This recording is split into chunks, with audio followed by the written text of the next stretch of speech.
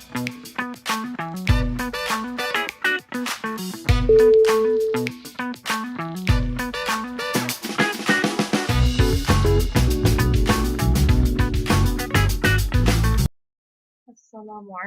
warahmatullahi wabarakatuh.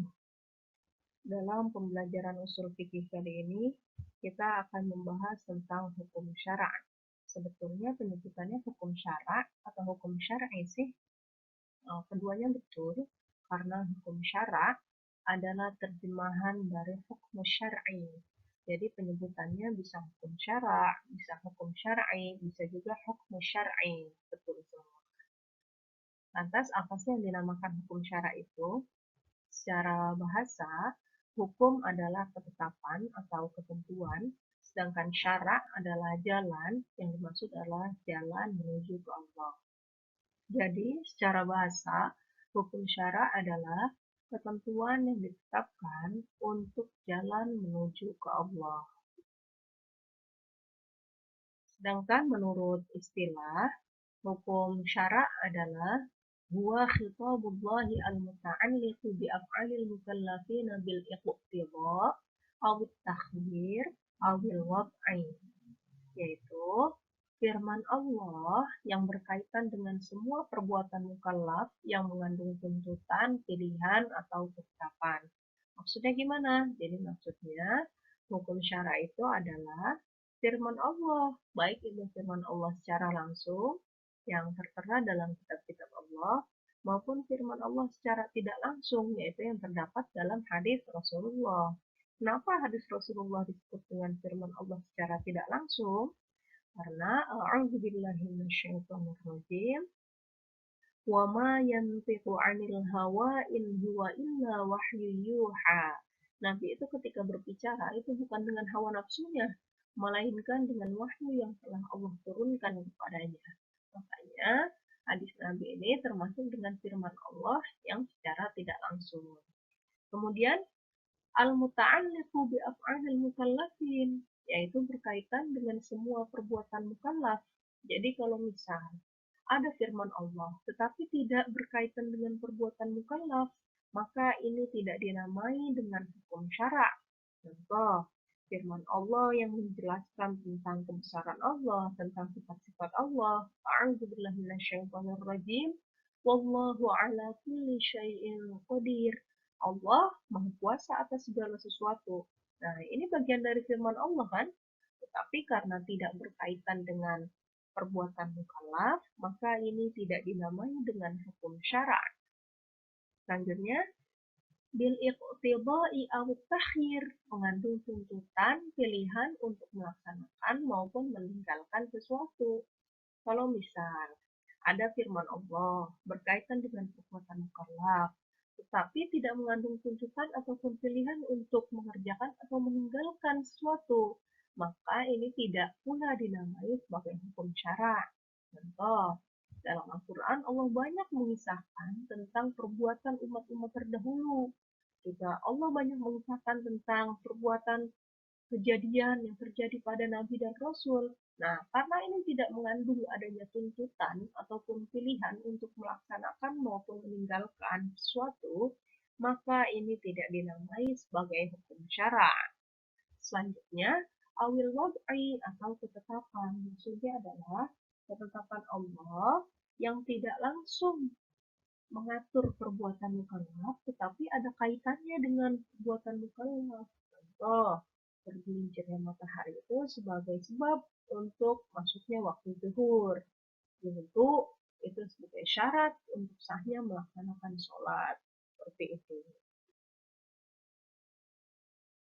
Ya, sebagai contoh, a'udzubillahi minasyaitonirrajim. Wassariqu wassariqatu faqta'u aydiyahuma jazaa'an bima kasaba nakalam minallah. Wallahu azizun hakim. Laki-laki yang mencuri dan perempuan yang mencuri, potonglah tangan keduanya sebagai pembalasan dari apa yang mereka kerjakan dan sebagai siksaan dari Allah. Dan Allah Maha Perkasa lagi Maha Bijaksana. Nah, ayat ini mengandung hukum syara'.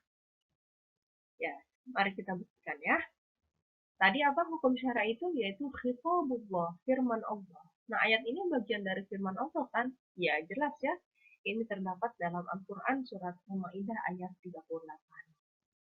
Kemudian, al-muta'alliqu bi af'alil mukallafin. Berhubungan, berkaitan dengan perbuatan mukallaf. Dalam ayat ini berkaitan kan dengan perbuatan mukallaf? Ya, apa kaitannya? Yaitu perbuatan mukallaf seperti kalau ada yang nyuri, maka hukumannya adalah potong tangan. Seperti itu. Kemudian, bil iqtida awit takhir. Mengandung tuntutan, pilihan untuk melaksanakan maupun meninggalkan sesuatu. Nah, di ayat ini, yang dituntut apa? Yang dituntut adalah pelaksanaan. Pelaksanaan apa? Pelaksanaan potong tangan. Kemudian, dalam hukum syara adalah awil wad'i ataupun ketentuan. Ketentuan di sini apa? Yaitu sebab. Sebabnya apa? Yaitu mencuri itu sebagai sebab dari berlakunya potong tangan. Dalam hukum syara terdapat dua pendapat. Ada pendapat usuliyun, yaitu ulama ahli usul fikih, menyebutkan bahwa yang dimaksud hukum syara itu firman Allahnya, ayatnya. Kalau di ayat tadi berarti wasariqu wasariqatu al-ayah. Nah, itunya. Itu yang disebut dengan hukum syara'nya. Tapi kalau menurut fuqaha, yang dimaksud dengan hukum syara'nya adalah kandungan firman Allahnya. Jadi bukan firman Allahnya, tapi kandungan yang terdapat dalam firman Allahnya. Nah, di sini ada pembagian tentang hukum syara'.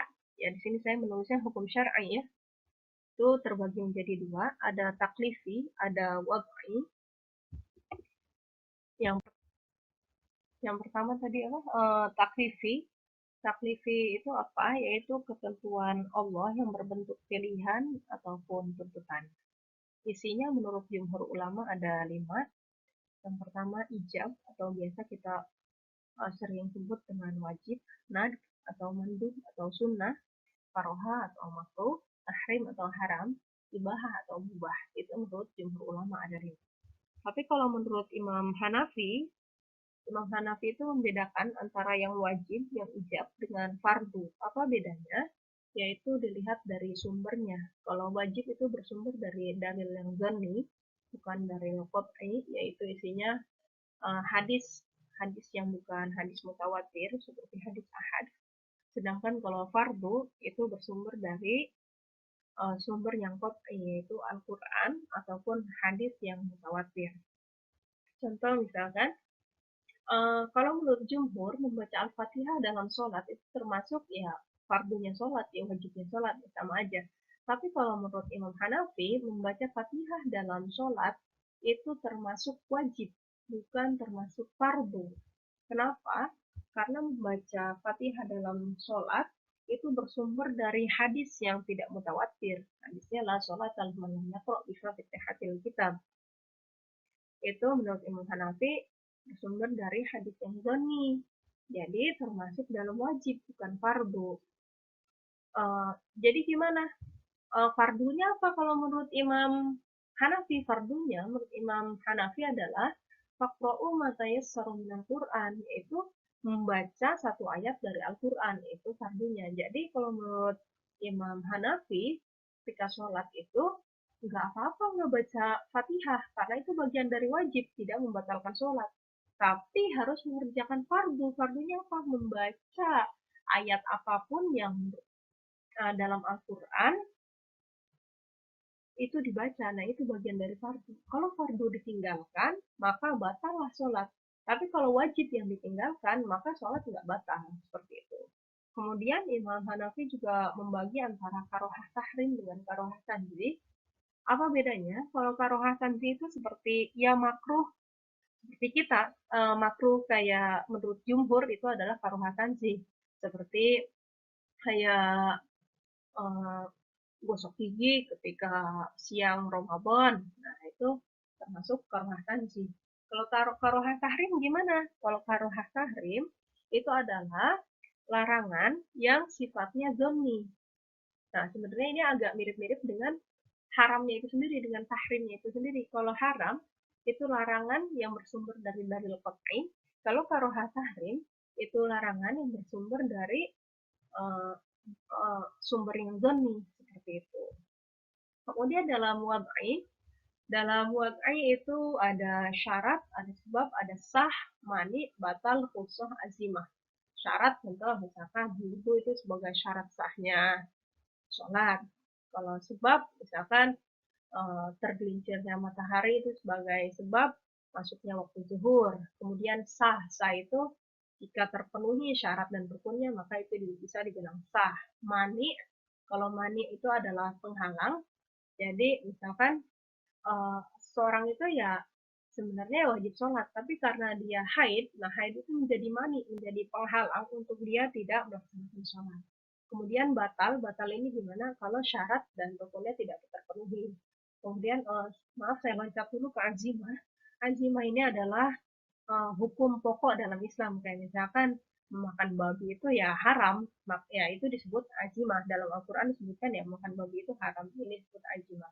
Kalau rukhsah ini adalah keringanan, ya misal hukum asalnya azimahnya makan babi ini haram, tapi kalau dalam keadaan darurat, keadaan madorot, misalkan dari musim kemarau nggak ada makanan lain, kalau kita makan itu, kalau kita nggak makan itu kita akan mati. Nah maka di sini ada berlaku rukhsah, ya boleh makan babi itu.